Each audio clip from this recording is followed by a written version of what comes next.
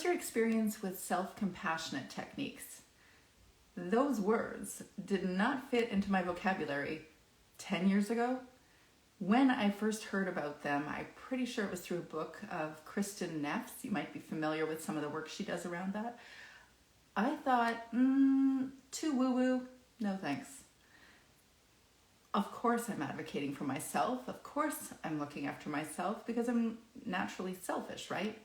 And well, I've learned that self-compassionate techniques are seeing yourself outside of you, seeing yourself in all your regular humanness. You are a homeschool mom, but you're a homeschool mom that is a human, that feels all sorts of feelings. And when we're around our homeschooled kids all the time, we are definitely challenged to deal with the feelings that we have. Because it's not just the kids that have big emotions at times, it's us too. Do we know how to deal with our big emotions? Yes, for me, and sometimes no. Still. But learning to practice certain practices, like self-compassionate practices, helps us address those big emotions. So today I'm going to be talking in the intensive about addressing those big emotions through self-compassionate techniques. But first, I just want to shout out to my daughter, who is across the country and celebrating her very first birthday, her 19th birthday, without us. Normally these birthdays are national holidays in a homeschool. We actually make it a big day. Everybody gets to take off work or take off homeschool and go do some sort of celebration all day long, and it's a lot of fun. And this year, instead of doing that, she's going to keep her perfect attendance at her first year program and her fine arts degree. So yay, she's going to do that, and sigh, things have changed. But happy birthday, Madeline. Happy 19th birthday. Okay, so I'm going to share a couple of self-compassionate techniques that are useful in your homeschool.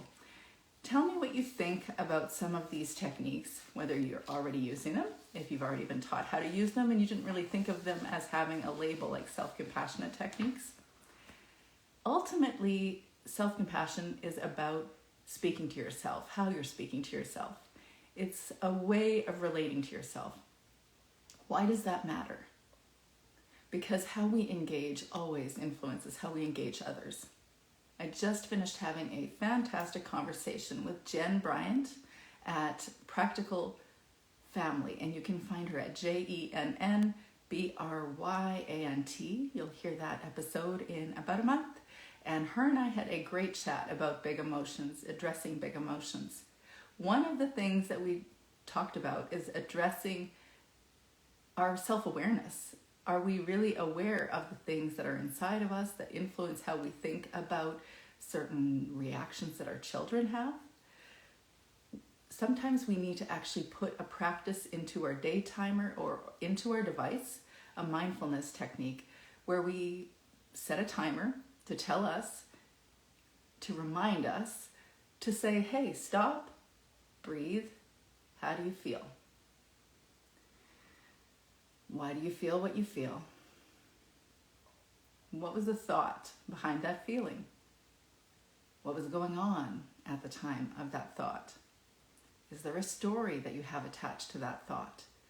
The more we get familiar with ourselves, I call that the emotional climate, but you could also call it your thought life. The more that you are familiar with that, the more able you are to acknowledge that certain things are affecting you and be able to understand how they're affecting you. So mindfulness is definitely a self-compassionate technique. Something that I think all moms need to hear is that we're humans, having a human experience, and this experience of anger is something that is just as triggering for me as anybody else. And I don't mean just that I don't like anger, because I don't know anybody else that loves feeling angry or loves having people angry at them, but it's a confusing kind of feeling because you love your children. You would do anything for your children, but get in the flipping car or else I'm going to lose my mind. All at the same time, you can think, I love them and I don't have patience to deal with whatever is happening in front of me. We're humans having a human experience, and recognizing what our triggers are or perhaps what's overwhelming us, if we have unrealistic expectations of our kids or ourselves. Accepting that we're humans, having a human experience, that we will feel angry, that we need to grow just like our kids do in our different and varying ways. That's the first step as self-compassionate technique, accepting your humanity. Which, of course, leads into the discussion about self-kindnesses. So if you and I were sitting together and having a cup of tea right now, let's hope that you are having a cup of tea. I'm having a glass of water with a little lemon. So we're going to sit down and you're going to tell me about the time that you were last yelling at your child, or you were really frustrated with your child. So we got to this place in a conversation where you actually felt comfortable sharing that with me. And I love those moments, actually. I love that ability to be that vulnerable and open with each other and to make you feel like you're normal, because you are, if what I just said has been your experience. So you are telling me about this moment that you lost your temper, or you just handled something in a way that wasn't the ideal way to approach it. Girlfriend, I would say, I get it. I feel you. I'm not going to agree that a certain approach is the right approach. I know my approaches aren't always the right approaches. In fact, they might be true failures where we really are doing something in a way that isn't the way we should be doing it. But if I tell you, you know you're a failure, and I just want to affirm, you are a failure.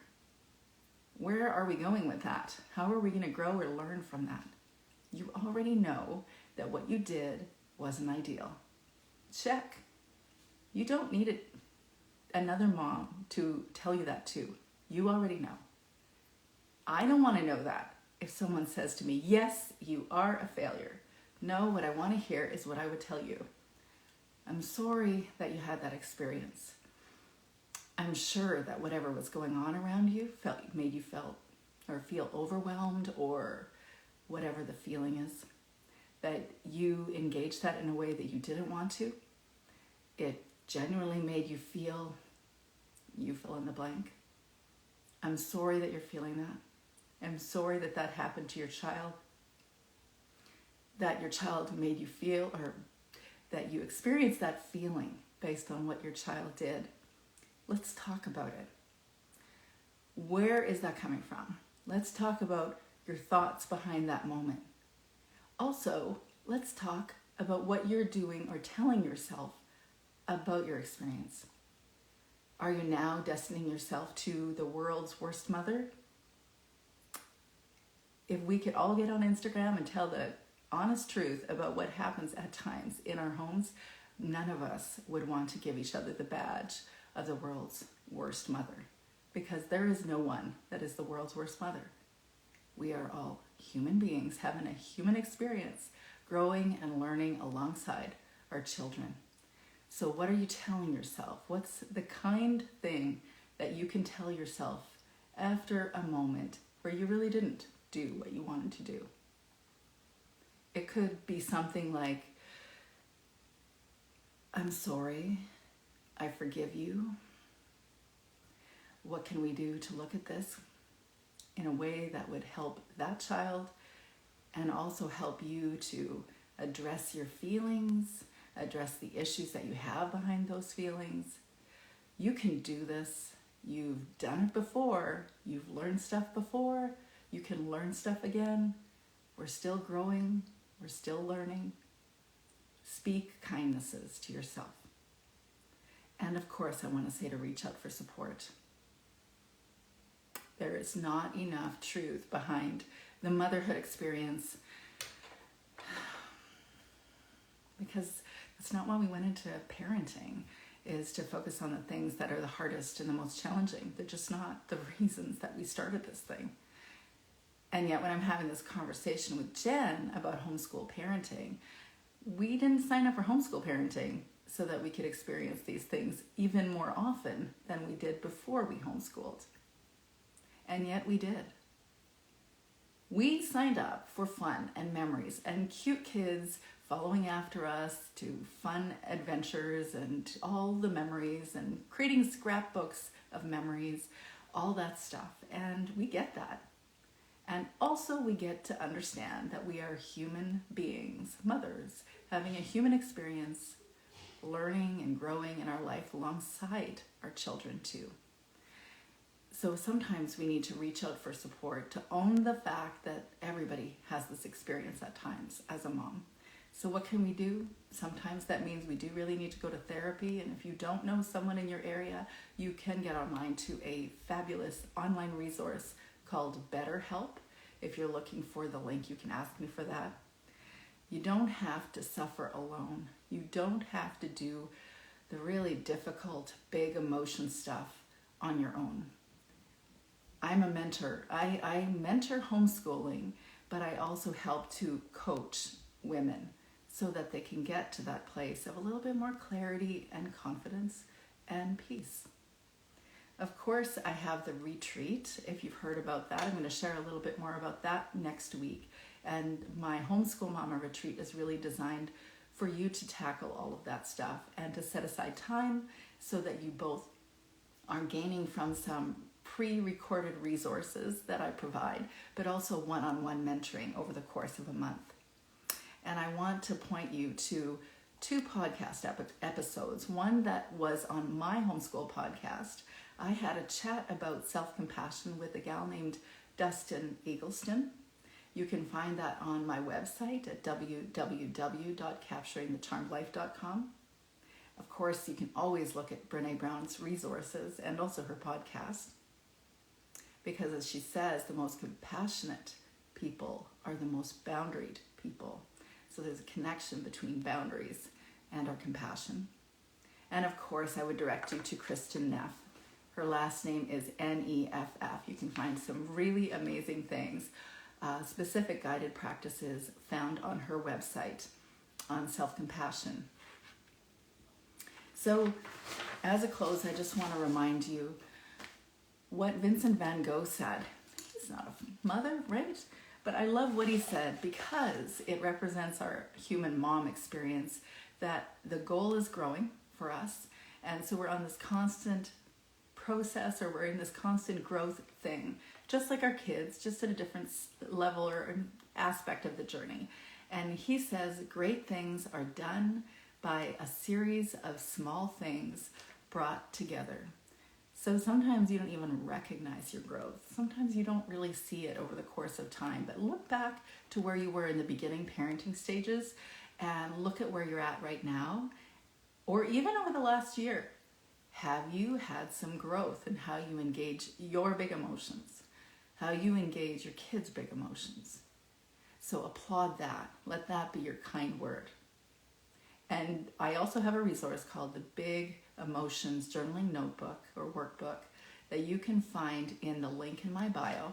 And it is a series of journal questions and prompts to get you thinking about how you can do that. And if you want more help, you're welcome to ask me. I hope that you and your kids have a great week.